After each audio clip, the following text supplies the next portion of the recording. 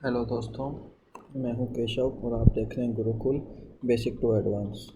जैसा कि आप सभी जानते हैं, आरएस प्री के लिए मैथ्स बहुत ही इम्पोर्टेंट सब्जेक्ट है और हर आरएस प्री में लगभग 15 से 20 सवाल मैथ्स और एप्टीट्यूड के आते हैं।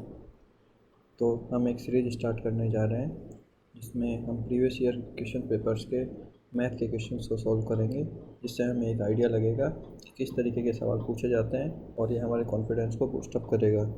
तो सबसे पहले हम अपनी सीरीज को आर एस प्री 2021 के पेपर से स्टार्ट करेंगे और एक पेपर को हम 4 से 5 वीडियो में कंप्लीट करेंगे, जिससे कि हमारे ऊपर ज़्यादा बर्डन भी न आए और हम धीरे धीरे अपने सिलेबस को पूरा कर पाएँ। जैसे कि पिछले पेपर में क्वेश्चन नंबर 111 से मैथ स्टार्ट हुआ था, तो देखते हैं क्वेश्चन नंबर 111। एक पुस्तक के प्रकाशन में होने वाले व्यय का प्रतिशत वितरण निम्नलिखित पाई चार्ट में दिया गया है। जैसा कि हम देख सकते हैं, नीचे एक पाई चार्ट दिया हुआ है। पुस्तकों की विशेष संख्या के लिए यदि लॉयल्टी का भुगतान 22,950 रुपये है, तो प्रिंटिंग पर होने वाला व्यय ज्ञात कीजिए।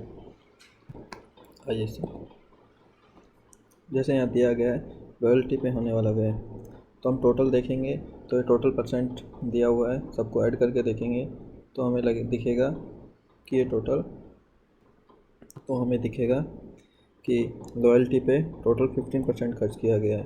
तो अगर मैं मान लूँ कि टोटल खर्च है x, टोटल एक्सपेंडिचर है x, तो x का 15% खर्च किया गया है लॉयल्टी पर, जो कि दिया गया है 22,950। तो यहाँ से x का मान निकलेगा 22,950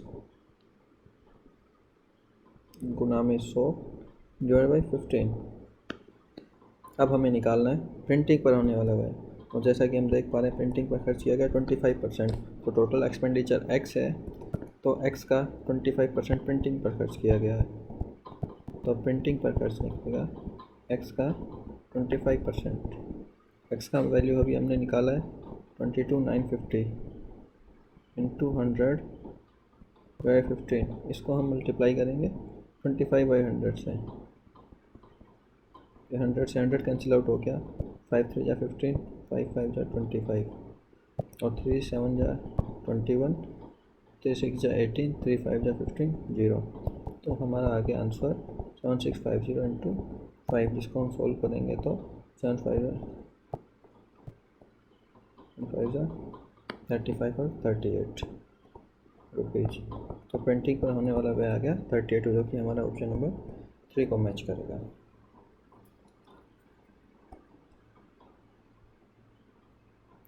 तो इस तरीके से हम देख रहे हैं कि कुछ कुछ क्वेश्चन थोड़े लेंथी आ सकते हैं, लेकिन क्वेश्चन टफ नहीं है। तो बस अपने कैलकुलेशन को अच्छा रखना है, शांति के साथ पेपर करना है, क्योंकि पेपर लेंथी ज़रूर आता है लेकिन टफ नहीं आता है और इनफ टाइम होता है पेपर को करने के लिए। चलिए हम नेक्स्ट क्वेश्चन देखते हैं।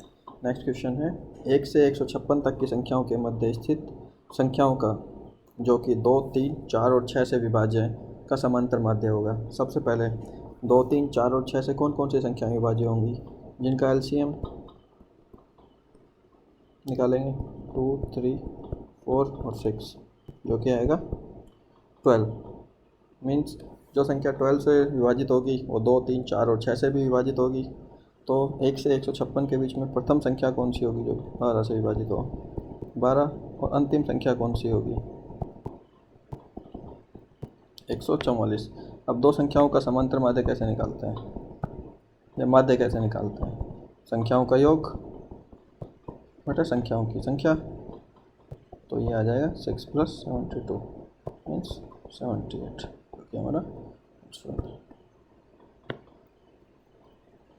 ठीक है दोस्तों।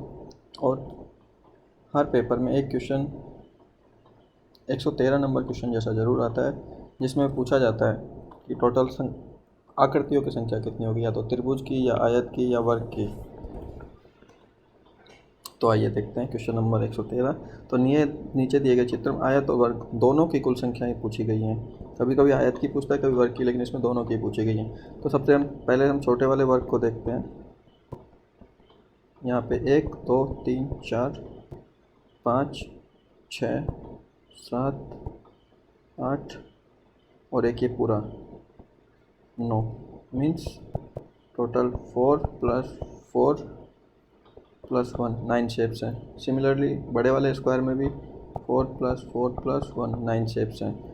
और एक ये साइड में जो रेक्टेंगल बना हुआ है उसमें 1 + 2 और एक पूरा 3 1 + 2 टोटल 3 हैं। तो टोटल हो गया 4 4 जा 8 4 4 8 12 16 17 18 19 20 21 टोटल 21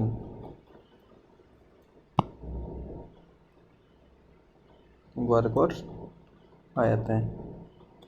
अब क्वेश्चन नंबर 114 जो कि नॉन मैथ बैकग्राउंड से हैं उनके लिए क्वेश्चन थोड़ा मुश्किल है, क्योंकि ये प्रोबेबिलिटीज़ या फिर क्रमचय संचय से लिया गया क्वेश्चन है कि एक क्लास में या एक ग्रुप में 6 लड़कियां और 4 लड़कों का एक समूह है, उसमें से 4 बच्चों का चयन करना है। तो अगर टोटल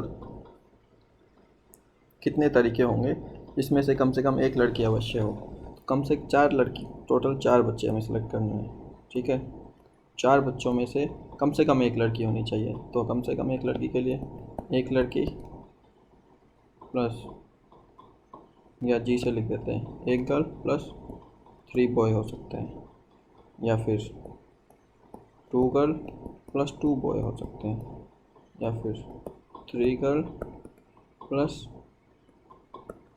1 बॉय हो सकता है, या फिर 4th 4 कंडीशन ही बन सकती हैं। 4 गर्ल और कोई भी लड़का नहीं हो, 0 बॉय हो सकते हैं। तो इसे अब हम देखेंगे 4 गर्ल कैसे हैं। टोटल गर्ल है 6, तो 4 गर्ल हमें सेलेक्ट करनी है। तो 6C4 इंटू 0 बॉय करना है 4C0। एक गर्ल सेलेक्ट करनी है अगर अपने को, तो 6C1 और 3 बॉय सेलेक्ट करने हैं, टोटल है 4C3। 2 गर्ल सेलेक्ट करनी है 6C2, 2 बॉय सेलेक्ट करने हैं 4C2, 3 गर्ल सेलेक्ट करनी है 6C3, एक बॉय सेलेक्ट करना है 4C1। तो अभी देखिए दोस्तों, जो लोग नॉन मैथ बैकग्राउंड से हैं उनके लिए एक फार्मूला है NCR कि मैं टोटल n नंबर्स में से अगर 8 चीज़ें सेलेक्ट करता हूँ तो उसका फार्मूला होता है NCR। ये जो सिंबल है ये फैक्टोरियल को रिप्रेजेंट करता है, कभी कभी इसको ऐसे भी रिप्रेजेंट किया जाता है। और इसका मीनिंग होता है जैसे 3 फैक्टोरियल, एग्जाम्पल के लिए हम देखते हैं 3 फैक्टोरियल, इसका मीनिंग होता है 3 × 2 × 1 मीन्स उस नंबर से लेके 1 तक जितने भी नंबर है सबको मल्टीप्लाई किया जाता है। तो देखिए अब हम सोल्व करते हैं केस नंबर 1 को, जिसमें कि हमने लिया था 6C4 और 4C0। तो फर्स्ट केस को सिलेक्ट करेंगे 6C4 4C0। तो यहाँ 6 फैक्टोरियल हो जाएगा, 4 फैक्टोरियल हो जाएगा, 2 फैक्टोरियल हो जाएगा, मल्टीप्लाई में 4 फैक्टोरियल 0 फैक्टोरियल और 4 फैक्टोरियल। तो 4 से 4 कट गया। और हाँ, 0 फैक्टोरियल की वैल्यू होती है 1, इम्पोर्टेंट, ये याद रखना है आपको। तो इससे हम सोल्व करेंगे तो 6 फैक्टोरियल 6 × 5 × 4 फैक्टोरियल हो जाएगा। तो 4 नीचे है, 4 से 4 कैंसिल हो जाएगा, नीचे है 2, तो ये हो जाएगा 3 5 15। तो फर्स्ट की वैल्यू आ गई 15।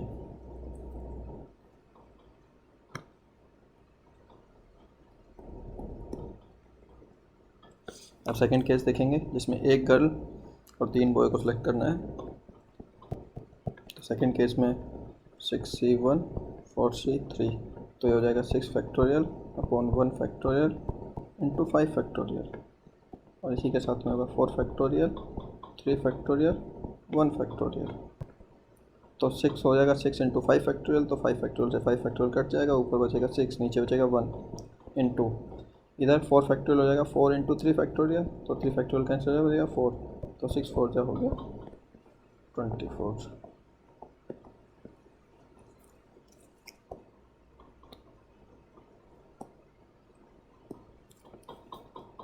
नेक्स्ट थर्ड केस देखते हैं।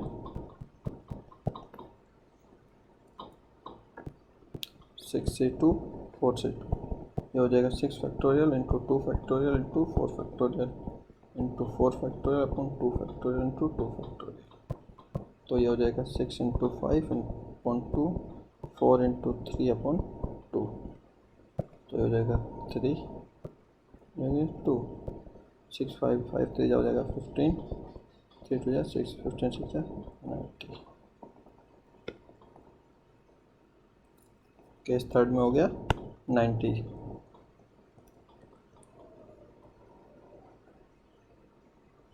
अब लास्ट केस है अपना केस फोर्थ।